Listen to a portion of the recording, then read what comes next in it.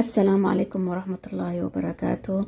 صباح الخير أو مساء الخير حسب التوقيت الذي تشوفوا فيه الفيديو. رجعت لكم بفيديو جديد ووصفة جديدة بعد طول غياب. وصفتنا اليوم دجاج على الطريقة الباكستانية. نتفرج على الفيديو للأخير ونشوف الطريقة والمقادير. أول شيء نبدأ وهو تحميص البهارات. معنا هنا حوالي ملعقة فلفل أسود وملعقتين كزبرة ناشف وملعقتين كمون وحوالي 10 حبات هيل أخضر وثلاث حبات قرنفل أو زر أو مسمار على حسب ما أنتم تقولوا عندكم ببلادكم. هنا الهيل الأسود هذا هيل هندي له ريحة وطعم قوي، أنا أكتفي بواحدة حطيته لأنه عنده ريحة نفاذة قوية وطعمه يكون قوي في الأكل. بس نخليهم على نار هادية ونحمص البهارات، نحركهم ونخلطهم مع بعض ونحمصهم مش لدرجة التحميص انهم يتغيروا لونهم او انهم يعني يحرقوا او اي شيء، لا نحمصهم بمجرد انهم بس يشموا النار شم. لما تبدأ تطلع ريحة البهارات هذاك الوقت نقفل النار تحتهم. نكون منتبهين ونستمر في التحريك لهم. أنا بعد ما يعني كملنا نحركهم على النار وبدأت ريحة البهارات تطلع، نخليهم يبردوا. لما يبردوا تماما ما ينفعش نحن أول يعني هم ساخنين ونقوم نطحنهم على طول، لا نخليهم يبردوا تماما بعدين نطحنهم بالمطحنة أو بالخلاط اللي على حسب ما معكم موجود. أنا بعد ما طحنا هذه البهارات اللي طحناها وبعدين أضفنا أوراق الحلبة الناشفة وزنجبيل بودرة، إذا كان عندكم أخضر تقدروا تستخدموه الزنجبيل، وأيضا ملعقة ونص كمون وملعقة صغيرة فلفل وكركم وملح حسب الرغبة. هنا نبدأ بالخضار. هنا معي بصل يعني صغير، إذا عندكم كبير بصل تقدروا تستخدموه حبتين كبار، وخمسة ثوم وحبة طماطم كبيرة وثلاثة الفلفل الأحمر اللي عندنا نقول له بسباس اليمني. إذا كان عندكم أخضر فلفل تقدروا تستخدموه. أنا نغليهم يعني نغليهم على نار بمقدار يعني ما يعادل كوب ماء ونتركهم حتى ينضجوا على النار. هذه الوصفة بس إلا لثلاثة أفخاذ دجاج. المكونات هذه والمقادير على حسب كمية الدجاج اللي تطبخوها. أنا بعد ما يعني غالبا بردناهم بعدين ضربناهم بالخلاط، هذا هو النتيجة. نجي للدجاج، نجيب وعاء ونضيف قليل من الزيت مقدار نصف كوب، وبعدين نضيف الدجاج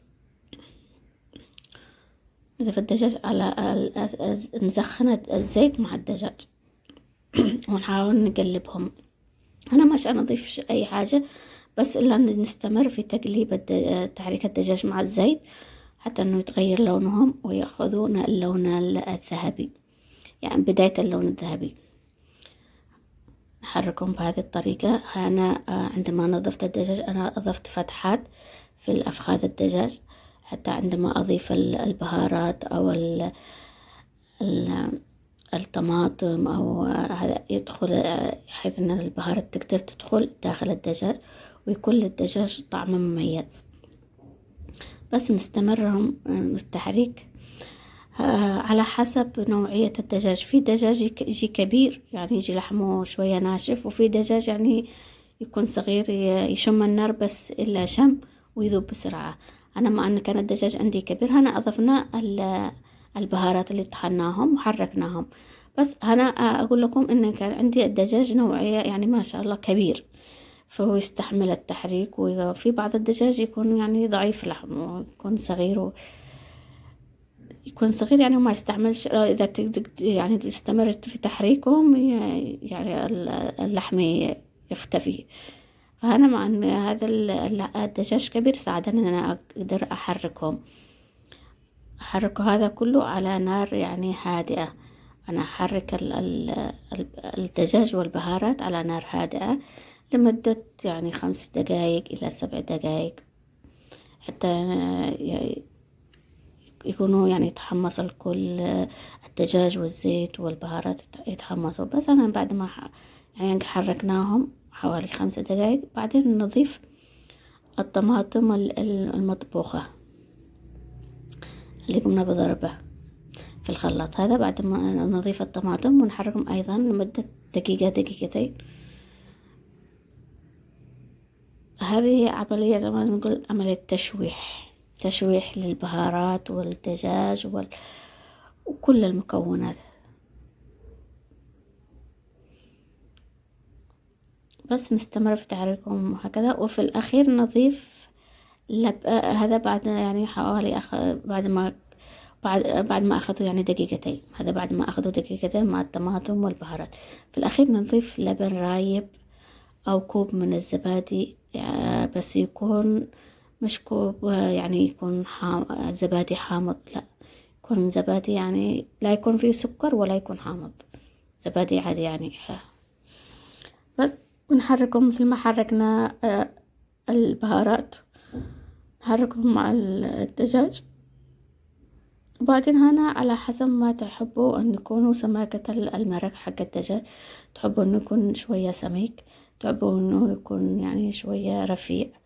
هنا نخليهم مدة دقيقتين يغلوا. هنا ولا أضفنا ولا حتى الآن حتى قطرة ماء، نخليهم لمدة دقيقتين يغلوا. وبعدين نضيف الماء، نضيف حسب ما هذاك، نصف كوب أو كوب كامل. فهنا نخليهم على نصف كوب ونخليهم بهذه الطريقة. بعدين نتركهم يغلوا على نار يعني أقل من المتوسط، نار هادئة. وبعدين نضيف نصف كوب ثاني. هذا كله على حسب ما أنتم تحبوا يعني سماكة المرق حق الدجاج. بس نحركهم. وبالبداية نرفع النار تحت الوعاء لمدة دقيقة دقيقتين، نرفع لما يبدأ يغلي. بعدين نخفف النار إلى أقل من المتوسط كما قلت لهم، لأن أنا معانا المرق يكون سميك، ويكون البهارات والماء والطماطم فهو يكون سميك، فهو سريع الحرق. لازم يكون النار أقل من المتوسط.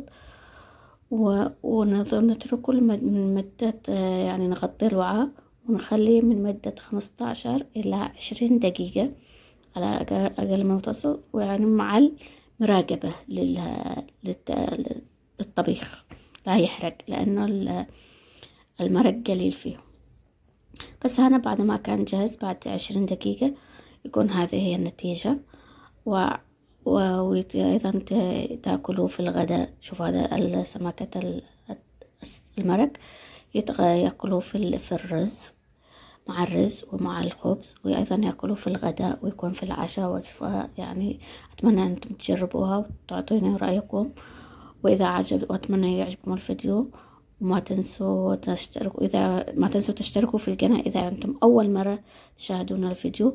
وأيضا حطوا لايك واشتركوا في القناة وفعلوا زر الجرس، وانتظروني بفيديو جديد وصفة جديدة. وشجعوني بدعمكم باشتراككم وللفيديو. مع السلامة.